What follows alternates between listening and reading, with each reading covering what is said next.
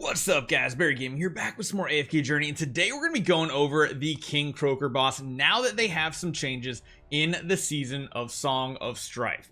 There are the changes. If you guys didn't check it out, check out earlier today's video. We're talking about the indirect nerf to heroes like Marilee and Korin. We're going to show you guys exactly what that looks like. So first and foremost, we're going to show you guys a team that we pretty much use all the time. Still using heroes like Thorin, still going to use Smokey. We're going with our Mythic plus Rainier, all of them. And on top of that, we are going with the Quick Blade spell. This one is going to reduce the boss's physical damage, I think by like 30% or something like that. Really, really strong for this boss. So let's get into it. Let's let you guys see what their current damage looks like, and then we're going to show you guys what is shifting in the meta, because again, true damage is not as good as it was previously, and it's almost like it's time for the magic damage dealers, namely Odie and one other hero, to do their magic. So we're going to do a couple different runs with each of these setups so you guys can see the different compositions that are going on. I don't know if we're going to be able to beat this boss with this setup or the next one.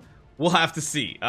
It's a little tricky on this, and it does get a little iffy. We want to make sure Thorin is the one taking those big bubble blasts, going down and dying. But as you guys can see, the damage reduction is ramping up, which is slowing our magic, our true damage that's basically going in on the boss here, and our damage numbers are not going up as quickly.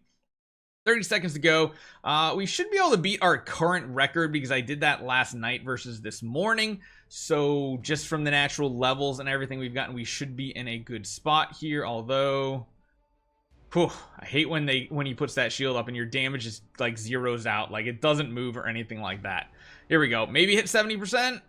Maybe just barely hit 70% with this team. And this is pretty much what we were running previously before this season. Of course, you can still see Marilee, Korin, they're doing really good damage. But I want to show you guys something a little bit new that we're going to run. So we're going to be running the Crescent spell here, because this one is all about magic damage. And the team we're going to be running includes two magic magic damage dealers. We're gonna put Odie behind Thorin for that little bit of protection, and we're actually gonna be using ALSA, the new hero, because while she doesn't do damage with her boulders and everything, her ultimate kind of goes crazy.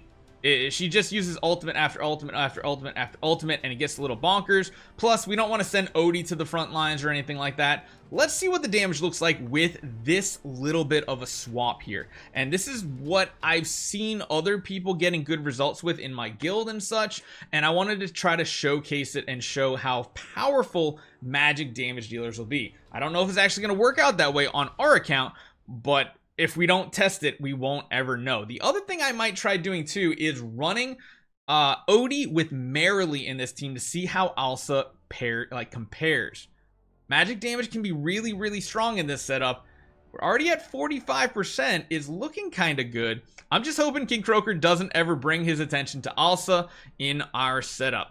Overall, Smokey and Mirky is keeping our team going. Odie is doing really good. We're already at 60% here, and we got like 45 seconds left, which is amazing.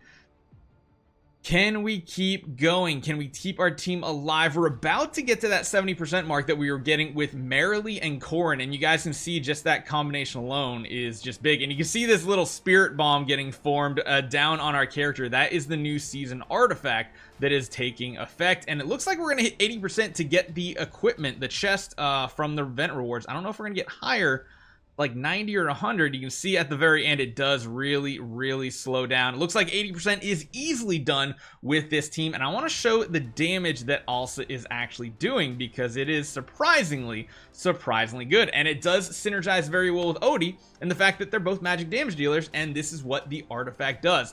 85%. That is actually pretty solid. That is really good damage, and in comparison to the old school lineup, a big difference. So yeah, we're getting that chest that's going to give us level, what, 200 items? Is that what that says? Look at ALSA's damage. ALSA actually out-damaged Odie, and this is what I'm talking about. At first, we thought ALSA was not going to be great when it came to Dream Realm. Blowing my mind the past 2 days, because I used her yesterday too, and I think I kind of alluded to it in our Don't Build ALSA video. If this is the case, her versus Carolina is a hands down easy decision at that point, like by a long shot. Now, for the sake of comparison, holy cow, we just shot up to rank 8 on our server. That is amazing. For comparison, we are going to go ahead and show you guys a little bit something different. I figure maybe we can like do like a Marilee hybrid here. The question is at this point though, which artifact? I imagine we'd want to go with the quick blade spell, but I'm really not expecting this to be able to do as much damage as ALSA. And earlier today I was like, there's that one mystery hero that is maybe even taking over the top couple spots above Marilee and Korin because of these changes, and that is ALSA. Now, the big question is, were these changes made to make a magic damage dealer mage like ALSA more prevalent and more useful? I can't say. That's neither here nor there. It does have timing for that, but let's see. Maybe Marilee with Odie does better because, again, we were using Marilee and Korin is definitely like the number 3 out of Odie, Marilee, Korin. But now that we have ALSA in the mix, it's almost like ALSA's at the top of that list, and it's kind of crazy how much damage this hero can do. And she just does her spinning circle over and over and over, and as you guys can see, we're doing decent damage. We're in like about 65% with about 30 seconds to go. I don't think this is going to catch up, and again, it's just we're kind of being counterproductive here because we have a Marilee physical damage dealer, Odie magic damage dealer, and they don't perfectly synergize together, although it does look like it might still be pretty close. The bubble popped. Okay, that's good. We can continue to see how much damage we get done. Maybe hit 80%, but you see, it's really, really close. So the fact that Marilee did get affected by this true damage nerf, and same with Korin, it's not a huge difference. But if you're someone that's wanting to push the tippy top of the leaderboards, it will matter. Because you can see right here, Marilee almost did as much as Odie. The difference is, ALSA did about 10 plus million more damage, and on top of that we're missing damage from the artifact because, again, if we're running the ALSA combo here with the crescent spell, it's just going to be that much stronger. And again, we can use ALSA in the front here. It does help that ALSA has more levels, so you have to keep that in mind. It's very, very close. Our ALSA is 9 levels stronger, which is quite a bit more power. So again, I want to make sure you guys are aware of every scenario going on here. Our ALSA is stronger. They both have the same investment in exclusive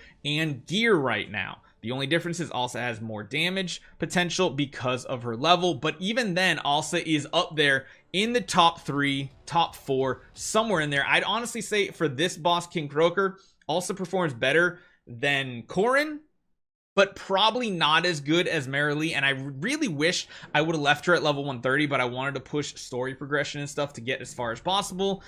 So here's where we are. Honestly, I'm even probably going to invest further into ALSA because you guys know I love this hero. She is kind of like a substitute for a Carolina. However, if she's doing this well in Dream Realm, I don't mind investing more in her. And that just adds another question to your plate. Do you actually build this hero even if you've already built up a Carolina for PvP, for Trial of Abyss, for progression, all that stuff?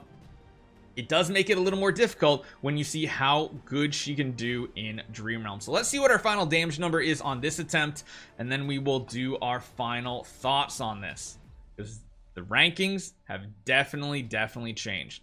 I don't think we're going to be able to get to 90%. Doesn't seem possible. Bubble is up, which is why the damage has gone to a crawl, but the second you pop the bubble, the damage starts flying again. 15 seconds. Yeah, maybe like 85%. I can't see us getting higher than that though. 3, 84, 85. We did push a little further, so maybe by the end of the day we'll get the 90 reward as well. That does lead me into my final thought though, because we did hit that 80% right there. We could probably boost our damage even more in the fact that that chest, we can't use it yet. No, we can't use it yet.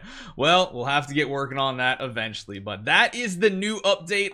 Kind of best team for King Croaker that I've experienced on my account. Let me know what it's done for you. Hopefully you guys enjoy this one. Share this with your guildmate, with your friends. Help everybody get a better score, and I'll see you guys next time.